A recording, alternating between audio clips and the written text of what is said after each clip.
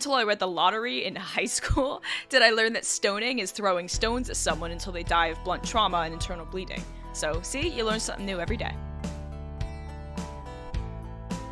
Welcome to A Popular History of Unpopular Things, where we love all things gory, gross, and bloody disgusting. My name is Kelli Beard, and today I'm going to tell you a story about witchcraft. In 1692, 20 people were executed as witches. Of them, 19 were hanged. But it wasn't the kind of hanging where their necks snapped and they died quickly. The drop was short, and they slowly suffocated in the hangman's noose. This event was known as the Salem Witch Trials, a plague of madness that swept through New England's Puritan society. The persecution of witches was not new in the late 17th century. Witchcraft has been around since biblical times, and the first witch hunts took place in the late Middle Ages, the 14th century. Yet of all of the witch hunts in history, the Salem Witch Trials are the most popular. What is it about this particular event that makes people so curious? Why are we so fascinated by Arthur Miller's play The Crucible? Why do millennials love Hocus Pocus so much? There's something peculiar about Salem. Something that draws us in. It's cast a spell on us historians ever since 1692. We're a group obsessed. Salem has become one of the more popular events in American history, but I'm curious to find out why. What is it about Salem, Massachusetts that brings in almost 1 million visitors each year? To find out, we're going to do the history of the Salem Witch Trials together. First, we'll take a look at the event in question, focusing on all the gory details, of course, but then we'll look at the context. Historical context is the most important part of history to me. It's finding out why something happened at that particular moment in time. Why 1692? Why Salem? And why the Puritans? To answer this, we need to understand the 17th century worlds that these people lived in, because it's so different from our 21st century one. Salem Village was a frontier settlement, a small outpost of Puritans that more or less governed themselves. They fought against the indigenous who lived in Maine. They shivered in the bitter New England cold. They suffered from failing crops, and they struggled against sins and demons. And into this harsh world, in 1692, a handful of girls started to accuse first women, and later men, of witchcraft. Why they did this is purely speculative, but let's do the history to find out what might have caused the Salem Witch Trials. January 1692. The Reverend Parris thinks his daughter Betty and his niece Abigail Williams are acting strangely. By February, he believes they are afflicted.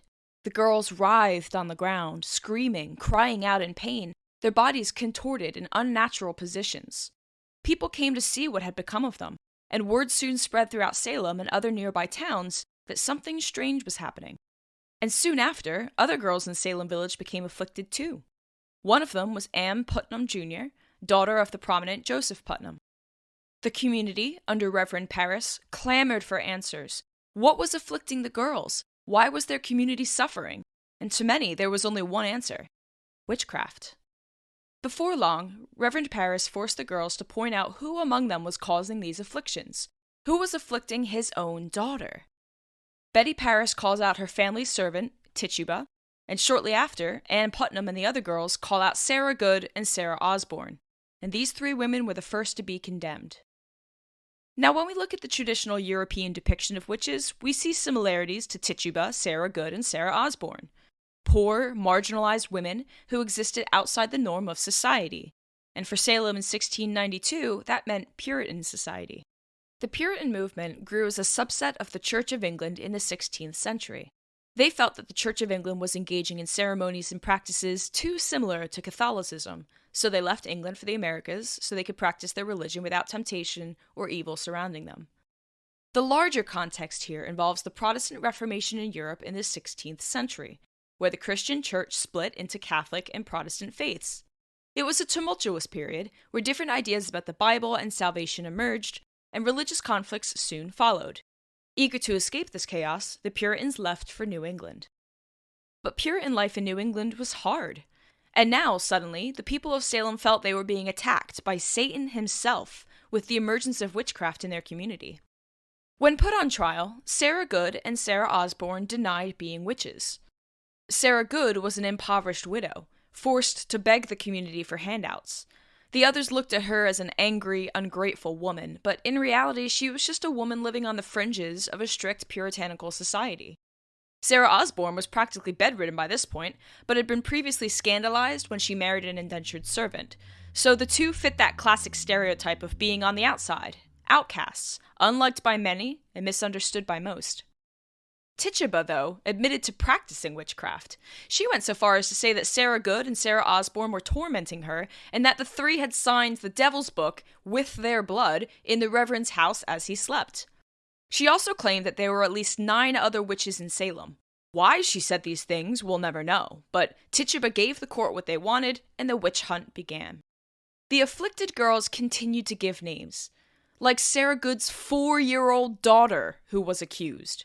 2 church-going elderly women, Martha Corey and Rebecca Nurse, were next, and suddenly it wasn't just the outcasts being labeled as witches, but good, devout Puritan women. And then it wasn't just the women. John Proctor, another prominent member of the Salem community, was accused by his servant, Mary Warren. And following him, Bridget Bishop was called. And then Giles Corey, husband of the previously accused Martha Corey, and the list continued on and on. By now, accusations are spreading beyond Salem. A Puritan reverend from Maine, George Burroughs, he was accused, along with 4 other women from Woburn, Massachusetts.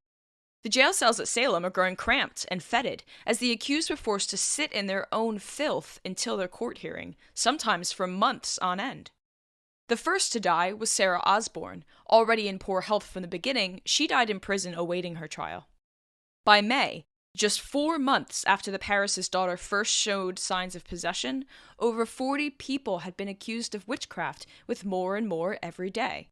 The first witchcraft trial took place on June 2nd, 1692.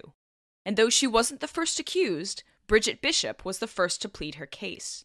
She fit the bill for a traditional European witch. She was elderly, poor, difficult, and suspicious of others. 10 people came out to testify against her, though they were mostly baseless accusations. The court found her guilty, and she was hanged to death 8 days later.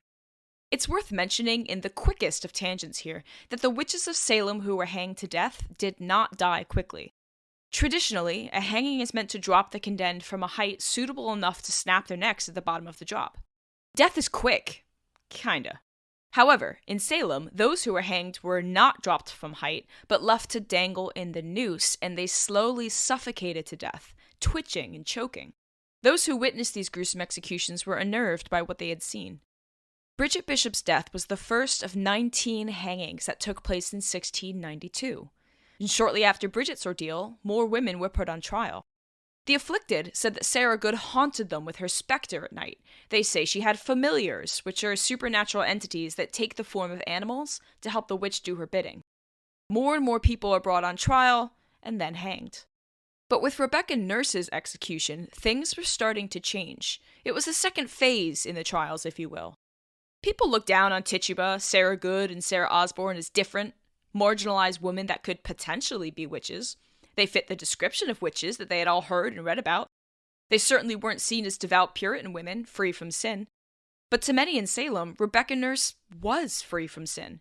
She was the most devout of them all, a woman in her 70s who had served the community all her life, filled with goodness and piousness. She had a spotless reputation. But when her name was called, and when she was convicted by the court, it showed Salem that nobody was safe. Rebecca Nurse, along with Sarah Good and 3 others, was hanged on July 19th. Soon after, the court started to use torture to get confessions out of the accused. One method was being tied neck to heels, where the person was bent backwards so that their heels met the back of their neck. Few people are flexible enough to withstand this for a few minutes, let alone indefinitely.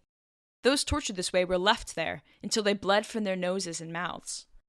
More and more were accused, and at the same time the court was preparing for more hangings.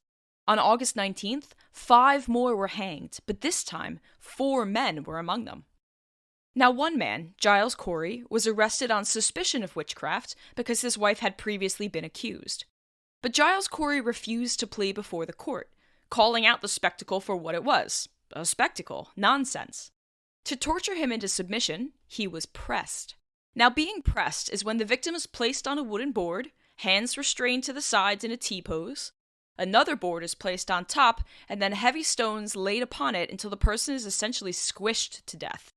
I'm not ashamed, by the way, to admit that I thought this was what stoning was for the longest time. It wasn't until I read The Lottery in high school did I learn that stoning is throwing stones at someone until they die of blunt trauma and internal bleeding. So, see, you learn something new every day.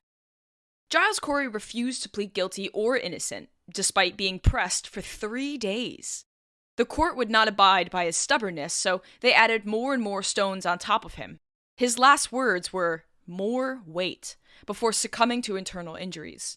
Now keep in mind, Giles Corey was an innocent man, as all the accused witches were, but the court had just tortured him to death. How far is too far? How are people going to react to this? Surely this isn't what the Puritans believe God wants from them, right? Oh, and by the way, Giles Corey's death is the only example as pressing as a form of torture or death sanctioned in American history, so that's kind of cool. 3 days after Giles Corey's death, or can we just call it murder at this point, 8 were hanged, including his wife, Martha. These were the last accused witches to be hanged, though, as there was growing opposition to the trials. People started to question things back when the pious Rebecca Nurse was killed. They were starting to see the accused as innocent. The trials were becoming more and more rushed, the evidence less and less convincing. People were disgusted at the torture and what happened to the elderly Giles Corey. He was an 81-year-old man who was pressed to death in front of everyone. So people started to think, if the Puritans were truly doing God's work in purging wickedness from Salem, then shouldn't life be getting better? They thought they were removing the devil from their community, but things only got worse for New England. In July of 1692, a large fire broke out in Boston, and then drought and mass crop failure. Even a Puritan settlement in Jamaica was leveled by an earthquake. English cities were in trouble, and Puritans began to doubt that they were doing the right thing. The accusations spread to neighboring Andover, then Gloucester, and onwards throughout Massachusetts, Connecticut in the south, and even Maine to the north. A man named William Phips had been recently appointed as the Massachusetts Bay Colony governor. He quickly put a stop to the madness. He forbade any more charges, except under extreme circumstances, especially since his own wife was recently accused, and she had never once set foot in Salem. By now, a majority of the town was against the trials, and the girls who claimed that they were afflicted were losing their power over the crowd. Curiously, Tituba was one of the last to stand trial, despite being the first to be accused. The Salem court had focused much of its time on those who pled not guilty. Those who confessed to witchcraft, like Tituba, were left to rot in prison while the court prosecuted those who claimed innocence. But with Governor Phips, the madness of the Salem witch trials was over, and Tituba was eventually acquitted, along with many others who were accused of witchcraft or had confessed to being a witch. There would be no more deaths by hanging in Salem, at least for witchcraft. The last to die on the gallows died in September with Martha Corey, 9 months after the whole ordeal began. 2 other women died in prison awaiting their freedoms, though. The last passed away on March 10, 1693. In all, more than 200 people were accused of practicing witchcraft. 19 were hanged, 1 was pressed to death, and 3 died in jail. So what went wrong here? I have so many questions, and I hope you do too. Why were these girls, and even some women, accusing others of being witches? Did they really believe that? Were they faking it? Why did Tituba confess to being a witch and tell the court blatant lies? Why did others confess too if they had never practiced witchcraft? How did the court decide which ones should hang and which ones should stay in jail? Why did it spread so rapidly from Salem to nearby areas? Why were so many people accused? How did they even prove witchcraft was happening? Was there a way to prove innocence? And above all, why Salem? What went terribly, terribly wrong here? To fully understand this event, we need to do our history and we need to look into the context. Salem was a community racked by fear, and we can't do this story justice without looking into its past and piecing together the evidence the best we can to explain why. First, I want to explore what was wrong with these afflicted girls. Was there something medically or supernaturally wrong with them to make them act as if possessed? And if we can't figure that out, then why were they doing this? Historians over the years have put forth many explanations for what was happening to these girls. Here are some of the more outlandish claims. In 1976, Dr. Linda Caporail put forward the idea that the girls were suffering from a hallucinogenic fungus known as rye ergot. It grows on rye when there's a cold winter and a wet spring, and people suffering from convulsive ergotism suffer from paranoia, hallucinations, twitches, spasms, and more. It might explain why the girls were acting possessed, but if this were the case, then everyone in the community would be affected, not just the afflicted. Rye is what we call a cereal grain. Cereal grains are grasses cultivated for human consumption, like wheat, oat, corn, rice, barley, millet, and rye.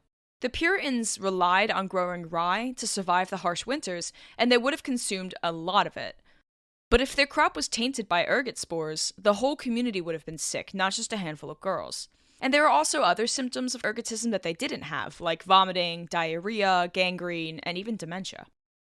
In 1999, Lori Wynn Carlson claimed the girls were suffering from encephalitis lethargica, but that's primarily a mosquito-borne disease, and it would have been too cold in New England for that to functionally spread around so quickly. In 2008, Mary Dryman proposed in her book, Disguised as the Devil, that it could have been Lyme disease, which you can get from a tick. One of the classic symptoms of Lyme disease is a rash with a red ring around it. If you ever see one of those on your body, by the way, go see a doctor ASAP. But Dryman theorized that perhaps it was the witches that were suffering from Lyme disease, which might help explain why they were acting strangely, why people were afraid of them, and had what was known as a witch's teat. So get this. A witch's teat, sometimes called a devil's mark, was thought to be what was left behind when the witches, fed the devil. Hence, teat. They believed that the devil suckled on the witch's flesh and a red mark or bump was left behind. So, when Bridget Bishop was on trial, you may remember her as the first witch tried and hanged, the court forced this woman to strip in front of 9 women and a male surgeon. They were looking for evidence of possession through a witch's teat on her body, and they found one. There's no pleasant way to say where it was found, so I'll just say it was on her lady bits. The court thought this was proof of signing the devil's book and practicing witchcraft. Coupled with the accusations against her, the court quickly found her guilty. Dryman thinks that perhaps these red bumps were symptoms of Lyme disease and not satanic possession. However, this doesn't explain why innocent people were calling out other innocent people, it doesn't explain why the afflicted were acting as they were, and it was likely too cold in New England for ticks to survive anyway. Speaking of Bridget Bishop, by the way, some of the men in Salem Village testified that her specter would appear to them in the night, sit on their chest, and choke them. Some historians have attributed this to sleep paralysis, where victims can see and hear but can't move. Many who suffer from sleep paralysis complain of a weight on their chest, a choking sensation, and the feeling like they're under attack. This matches some of the descriptions of the afflicted, but it's strange to think that several members of a community were all suffering from sleep paralysis at the same time. Hypothermia was also brought up as a potential reason for the afflicted girls' behavior. You may recall hypothermia being the chief threat in my last episode on the Donner Party. If you haven't listened to that, you totally should, by the way. It's all about cannibalism. Now, hypothermia is when your body loses its core temperature and it drops below the level of homeostasis, the level that your body needs to continue functioning properly, and your brain starts to do weird things. Perhaps in 1692, when the winter was the coldest it had been in ages, people were suffering from hypothermia. But at the end of the day, as historian Tad Baker wrote in his book A Storm of Witchcraft, we're using 21st century perspectives to explain a 17th century phenomenon. Salem residents in 1692 had their own explanation for what was happening. It's witchcraft. It was something they all believed in and feared. And since they all believed in the existence of God, they also believed in the existence of the devil. And the devil was always trying to tempt them towards evil. The primary way he did this was through witchcraft. I'd like to read a passage from Chris Bajalian's historical fiction, Hour of the Witch. It's an excellent book, by the way, highly recommended. It takes place about 30 years before Salem, but it also uses the themes of the devil and witchcraft to tell a story about a woman trapped because of her gender in Puritan New England. Bajalian does a really good job encapsulating how Puritans felt about God, the devil, and sin. So, quote, "But God is mindful of their wickedness. Men who crave darkness are the objects of a wrath that no mortal mind can imagine. They will see their skin seared from their arms and their bones blackened. They will watch the flames turn their legs to charred logs and their feet to ash. They will see it and feel it every single day for eternity. Every single day. Every minute and every hour, their eyelids burned away, so they cannot close them to their deformity and torture and shame. Yes, shame. The shame of the sinner, the worst shame there can be. They will always live with the smell of burnt hair and burnt flesh, with flames on their skin that cannot be smothered by their sweat or their humors, or even an ocean as wide as the one that separates our world from the one we left behind. But their eyes will never melt. Not first, not last, not ever. So they can always see what Satan can and what Satan will do. Their screams will be shrieks that will make thunder quail. And this will be our condemnation too, if we do not strive with greater zeal to live the life that God wants for us. End quote. Powerful stuff there. Great writing by Chris Bajalian. And if this is truly what the Puritans believed, then no wonder they were all so scared of the devil and witchcraft. So the question I have is, how do we detect witchcraft, and were the accusers faking their afflictions? Let's look at one accuser in greater detail to get a better understanding of what's going on here. Mary Warren was a 20-year-old servant who worked for John and Elizabeth Proctor. Like Betty Paris and Ann Putnam, Mary Warren started to show signs of affliction, claiming that Martha Corey's specter was haunting her. John Proctor was a vocal critic of these trials and threatened to beat Mary when she started acting afflicted, and she magically got better. Warren essentially recants and says that the other girls are lying about being possessed by witches. But the other afflicted girls took this as a threat against whatever it is they were doing, so the girls said that Mary Warren was a witch. They turned on her. To save her own skin, because accusations were flying at this point, she then in turn accused her masters, John and Elizabeth Proctor, of witchcraft. By doing this, Mary Warren had taken the heat off of her and instead blamed someone else. And this is part of the reason why witchcraft accusations spread so rapidly in Salem. One could save themselves by blaming another. It was a feedback loop, and so this system of blaming your neighbors spiraled out of control. If you were accused and confessed, you were spared a hanging, but had to point the finger at someone else who turned you into a witch, and it led to an outbreak that went to neighboring communities. Witches were convicted in two primary ways. First, the witch confessed, that makes it nice and easy, and second, that they were eyewitnesses to an accused witch practicing black magic. These make sense, I guess, but most of the convictions in Salem were done using dubious measures. The most prominent was the use of spectral evidence. Spectral evidence was witness testimony that the accused person's spirit came to them in the night and tormented them. Hopefully you see the glaring problem with this, right? As evidence in a court of law. How do you even prove something like that happened? These mainly teenage girls were saying that another person's specter was haunting them, and the court just believed them. But it's really dubious evidence.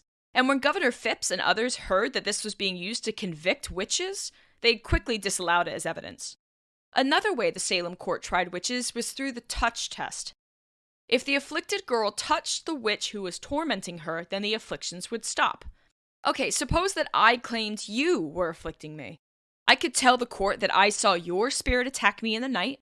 I would rant and rave and contort my body in your presence in court, screaming that my skin was burning, that I felt your hands on my throat.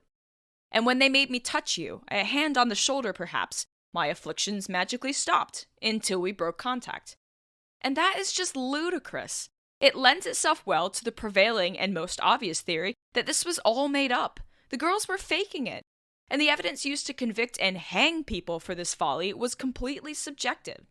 They just trusted that these girls saw specters and trusted that their afflictions were real, and as a result, 23 people died. I can think of 3 basic reasons that the afflicted girls were doing this. 1, they wanted attention. Puritan women, and more specifically Puritan girls, were seen and not heard. Women were seen as the weaker sex, easily corrupted, with a penchant towards sinning. In an environment where they were always ignored and belittled, having this kind of power must have felt good. They had the entire town wrapped up in their afflictions, and they had the power to do what they wanted, to whomever they wanted. And this is the theory that I agree with. But 2, maybe they wanted to rebel against the strict patriarchal order of Puritan Massachusetts. Maybe the girls had had enough, and this was their way of reclaiming power. And finally, 3, the opposite of what I just said, maybe the girls wanted to save Puritanism, and like the Reverend Paris and other prominent Salem men, they saw Puritanism on the decline. By purging people they thought were ruining Puritanism, maybe the girls thought they were helping. But based on what we saw happen with Mary Warren, where the girls turned on her for threatening to expose their lies, I'm more inclined to believe the girls were just faking it and liked having the power. But that doesn't answer the bigger question here. Why now? Why the girls of Salem in 1692? There has to be a reason, or several reasons, that explain why the girls are acting out and accusing their neighbors of witchcraft. That doesn't just happen randomly. History is all about being able to answer the why, so let's do that. Salem was a tense place before Paris's daughter and niece were overcome by fits. The families that lived there squabbled frequently over land, and there emerged two groups. The ones in charge of the town council, led by the Putnams, and the ones who lived closer to the mercantile Salem town by the sea. There was Salem town on the coast and Salem village in the hinterlands. The original Puritans who came here wanted to live a peaceful, farming life in a place without temptation. But by the late 17th century, the forces of capitalism and global trade had come to New England, and men became rich off of trade. Some Salemites were among those who got rich this way. But some families, like the Putnams, saw this method of making money as sin. They thought it smacked of pride and greed. And it doesn't help that families like the Putnams used to have money and more land in Salem, but had lost it over the years. And these political and economic tensions gave rise to factionalism. Factionalism is where different subgroups will break away from the main group, so we're going to have different factions of Puritans. In this group, some wanted to eschew all things modern, while others wanted to embrace the change. Long story short and simplified, it caused a lot of tension. And to make matters worse, in the years leading up to 1692, Salem had gone through 3 different reverends. It seemed that the reverend was being used as a political tool for the old school Puritans, like Putnam, to get what they wanted, a return to the old days. When Paris was appointed, he was promised a new home and lots of wood as his yearly salary. He was allied with Thomas Putnam, whose family had been much more prominent in years past, and through the Reverend, Putnam hoped to cast out those who were against him and his family. He brought the Reverend in, built him a large home, promised a tax of wood from his neighbors, but this of course only added fuel to the factionalism fire. Not all of the neighbors even believed they needed a reverend in their small village. They were perfectly fine going to Salem town for religious services. But when Putnam brought this guy in, he was basically taking away all of the neighbors' land and wood and resources to give to him, and they didn't agree with that. But in return, the Reverend gave fiery sermons about evil and sin, scaring his congregation into thinking that Satan was in their midst. And it wasn't just empty threats. New England was a harsh place in these early days of settlement. In addition to the factionalism present in the village, the people in Salem had to deal with an ongoing war in Maine against the Wabanaki indigenous peoples. Refugees from this conflict, scarred from war and likely suffering PTSD, came to live in Salem. An orphan named Mercy Short was one of them, and she later became one of the afflicted, who accused many people of witchcraft. With the ongoing war and an influx of refugees came an increase in taxes, too. To deal with this, the Massachusetts Bay Colony tried to print more bills to help, but all that did was cause inflation. As I previously mentioned, 1692 was an unusually cold year, so people were suffering from crop failures too. That, with inflation, high taxes, refugees, trauma, and a war with the Wabanaki, made for some very tense times. Puritanism itself felt under attack, so Reverend Paris made it his mission to bring back good Puritan values, which I guess includes hanging innocent people for crimes of witchcraft they didn't commit, or torturing people to death by pressing them with stones. Another huge issue that plays a part in this story is their charter. Before 1692, the Massachusetts Bay Colony Charter was revoked. This meant that, among other things, they didn't have an official legal system. So what were they to do when Salemites were going to trial for witchcraft? Without a proper system, they created informal ones, known as courts of oyer and terminer, which translates to hear and decide. The man put in charge of this was William Stoughton, a Puritan hardliner who had little sympathy for the outcasts of Salem. He was the one who insisted on accepting spectral evidence in the touch test as proof of witchcraft. The clerk of the court was Thomas Putnam. Now this part is important and relates back to the factionalism that was ripping Salem apart. The other members of the court had family that were part of the accusers. The young girls themselves couldn't formally accuse someone of witchcraft, they were merely the catalyst. Their parents, usually the father, would be the ones who levied the charges. One of the afflicted who did the most accusing, Anne Putnam. Her father, Thomas Putnam, an ally of the Reverend Paris who wanted to see his opposition crushed, including men like John Proctor, who was eventually hanged as a witch. Rebecca Nurse, too, was from a family that often squabbled with the Putnams over land and boundary disputes. No surprises then when the daughter of Thomas Putnam decried her as a witch whose specter was haunting her in the night. So it seems we've come to the heart of all of this then. The factionalism that destroyed Salem was the main reason why accusations were levied against some and not others. None of the Putnams were ever accused of witchcraft, only the outcasts of society, or the Putnams' enemies, or those who dared to speak out against how ludicrous these trials were, like the Coreys. And because there was no formal legal system or government charter until Governor Phipps arrived on the scene, Stoughton and the other judges were free to run trials how they wanted and execute accused witches in large quantities. This was a political thing. So why were the girls ranting and raving, acting possessed? Why were they afflicted? My prevailing theory is that they were just really stressed out. They lived in a strict Puritan society, one that saw them as weak and sinful. They were either adjacent to or lived through serious trauma and had PTSD because of King Philip's war with the Wabanaki in Maine. Their parents were stressed, engaged in factionalism with their neighbors. Their reverend preached fire and brimstone, scaring them. It was a combination of factors that led them to break. Perhaps the first few girls did have a mental break, and the other girls followed suit. The first ones to show signs of possession were, after all, the two girls living in Reverend Paris's house. It was an incredibly tense time, and maybe this was their form of release.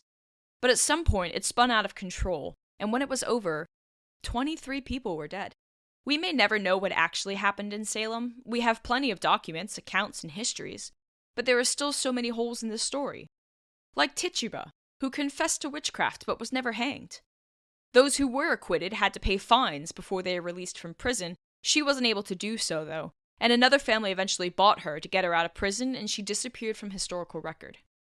Many of the afflicted girls never explained themselves or why they accused so many people of witchcraft. A lot of them were married off, and they left Salem, disappearing from historical record. But we did hear from Anne Putnam, one of the chief accusers and daughter of hardliner Thomas Putnam. Here's what she read before a pastor and his church congregation at the Salem village in 1706.